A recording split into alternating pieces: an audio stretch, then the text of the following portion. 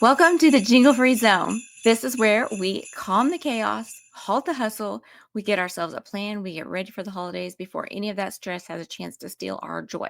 Each day, you're going to have a really short lesson. Each lesson, it kind of goes along an acronym of Santa, S-A-N-T-A. So today is S for simplify the season. If the word holidays makes you twitch your left eye a little, you're in the right place. We are not going to do burnout, broke, or beige this season. I'm Joyce. I'm a reformed overdoer, and I'm going to be your midlife hype woman this week. Today is about one thing: letting peace, not pressure, lead the way.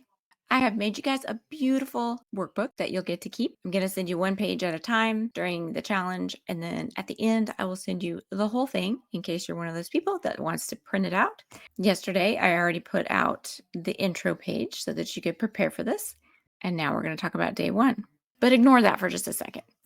Let me tell you about the inspiration for day one. So I used to treat the holidays like an extra full-time job. Christmas trees in every room, decorations on the porch, lights on the outside of the house, plus the big tree in the living room, lots of parties, lots of gifts, the photo Christmas cards, baked cookies and pumpkin bread and candies and all the good stuff, right? Gift baskets for all the neighbors, go to all the parties we got invited to. You name it, we were probably doing it. And can I just say, if you think getting a cute photo Christmas card put together with your young family, where your kids are young enough that you can tell them what to wear and you can bribe them into smiling, etc., when your kids grow up and move away and have their own households, it gets so much harder to coordinate the perfect family photo that has all the people and all the pets and everyone is dressed in clothes that look decent. We get together all the time, but we're not photo ready, right? It's like trying to move heaven and earth to get everything into place for these Christmas photo cards.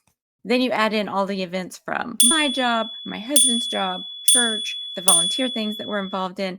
It just gets to be so overwhelming where you don't even enjoy the events that you're going to. So instead of feeling fun and festive, I would be sitting in my closet boohooing about I have nothing to wear or I have no energy or I just want to take a nap. And then as the mom, we're probably the ones doing everything, including taking photos. And so that meant I was never in any of them.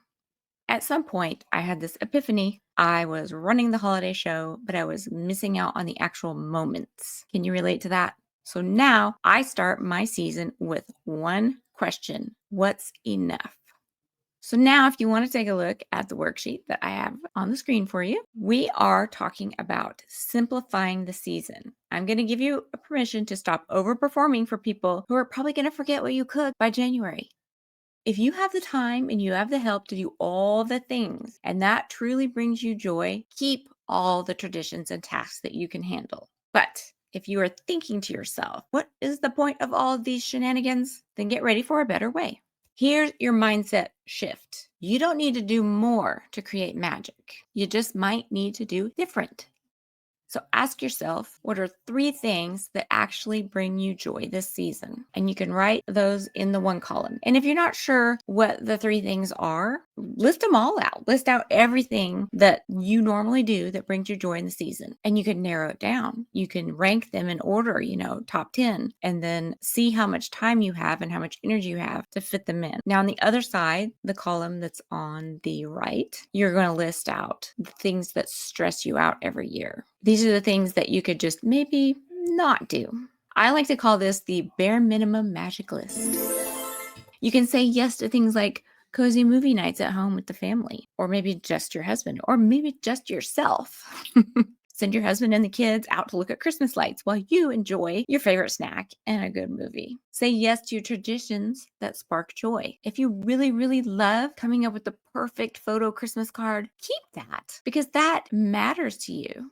Say yes to simple meals. You are not Martha Stewart or the Pioneer Woman, and so you don't have to cook a fancy spread. We got to where we don't make all of the side dishes that traditionally my mom, my grandma, my aunts would all make. I just ask my kids each year, "Hey, are you coming over? Okay, what do you want? Give me 1 or 2 things that you really want to have." Like I know a couple of their favorite things, but some years they're in the mood for this vegan mac and cheese that doesn't actually have cheese in it, and that is a comfort food for for them. And so they want it. It takes a lot of time to make because I have to make all these vegetables and puree them and get special ingredients. But when my kids went through their vegan season, that was one of the things we had every holiday. And so now they request it some years, yes, some years, no. See, I'm already teaching them how to sort through and pick what are the 3 things you really, really want to experience this year, and what are the 3 things that you could do without.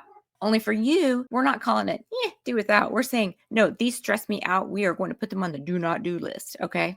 Some things that you might say no to are over decorating. Now, I still have all those decorations and extra trees, but they sit in my attic most years. If I was going to be on some house tour, which fat chance of that, let's be honest, they're there if I need them. I have actually donated some of the stuff or repurposed it. When my kids moved out on their own, I'm like, look, here, I've got an extra tree. Why don't you go ahead and take it?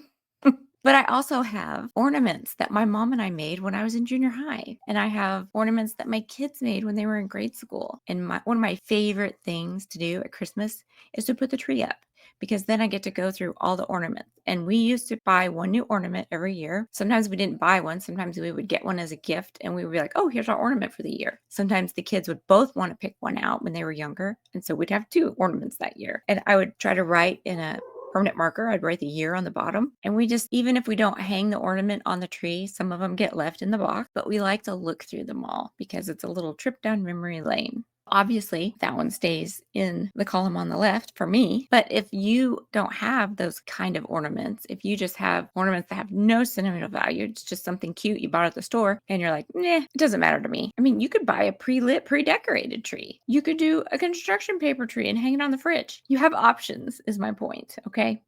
But here's what's going to happen. When you focus on the first list, the one on the left, and then you just release the second one, you're going to create space up here for calm. And honestly, you're going to show everyone around you what peace looks like in real life.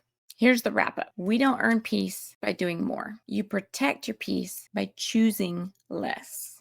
I know that sounds the opposite of what we should do. Choose less. What does that mean? It's just another way of saying don't overload yourself. Choose to do less. Choose to do the right amount. Choose to do enough to bring the magic into the season, but not so much that it's overwhelming, stressful, unenjoyable, sucking the life right out of you. So tomorrow we're going to hit the letter A. We're going to talk about ask for what you need. We're not doing fine this year. We're going to learn how to set boundaries without burning bridges. So if you've already done your list while we've been talking, drop in the comments of some of the things that are on your yes or your no. Let me know. If you're already feeling that little spark of calm, just wait. Each day builds towards a calmer, saner, happier you.